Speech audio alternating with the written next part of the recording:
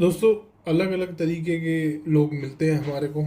अब एक भाई साहब मिले थोड़े दिन पहले, तो वो चक्रा एक्चुअली यूज़ करते हैं और चक्रा के लिए इतने वहमी है कि अगर उनके आगे चक्रा की कोई बात गलत बोल दे कि चक्रा गलत है, तुम गलत कर रहे हो, तो वो मानते नहीं हैं। उन्होंने बैठ के एग्जाम्पल देना शुरू कर दिया कि धरती गोल है, कंपास भी गोल है, हमारा चक्रा भी गोल है, और इस धरती पे अगर यहाँ पे कोई प्लॉट है या यहाँ पे कोई लंबा प्लॉट है या यहाँ पे कोई गोल प्लॉट है, ये सारे प्लॉट चक्रा के माध्यम से ही देखे जाएंगे। क्यों देखे जाएंगे? क्योंकि धरती भी तो गोल है। धरती स्क्वायर क्यों नहीं है? धरती गोल क्यों है?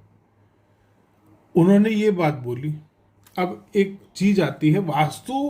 पहली चीज, वास्तु पहले आया था कि कंपास पहले आया था? वास्तु पहले आया था। डन, ठीक है जी। अब वास्तु में जो सिद्धांत लिखे गए हैं उसमें ये लिखा गया कि 9x9 का पद विन्यास उसमें दिया गया। 81 पद आपको बनाने हैं।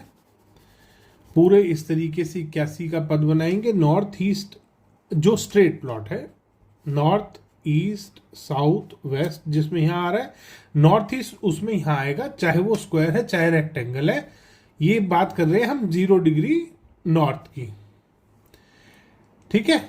उसमें इस तरीके से आएगा। अगर लंबा प्लॉट है स्ट्रेट तो भी नॉर्थ ईस्ट आपका यहाँ कॉर्नर में आएगा अगर 0 डिग्री है। जहां थोड़ा टिल्ट हुआ उसी हिसाब से आपको वो ग्रिड एडजस्ट कर लेना है।